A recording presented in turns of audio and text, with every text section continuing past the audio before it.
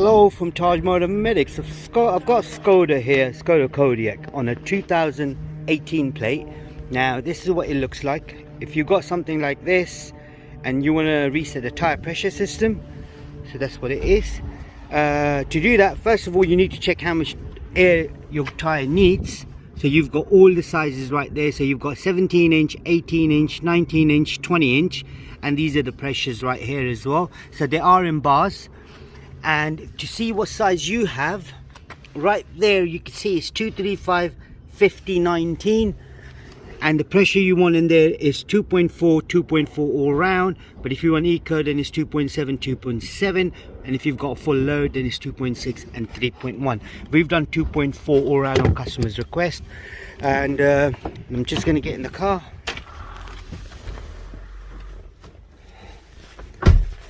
Now this is exactly what it looks like from the inside. So if you've got something like this and you want to reset the pressure light, now the pressure warning light is right there.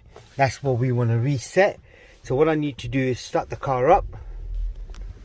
I'm going to go into menu, then go into vehicle, then scroll down to settings, and then go to tires. And then it says you can do a lot of stuff here anyway, but I'm going to just set the pressure up now. So I've click on this one here, confirm, and at the top you can see the tire pressure is restored. Right, that's all done for you. If there is anything else you need to know, do drop us a comment below and we'll try helping you out as much as we can. Don't forget, this is a Skoda Kodiaq 2018 model. It's pretty much the new shape. And you're wondering how to reset the service light as well, we'll have a video in the playlist for Skoda.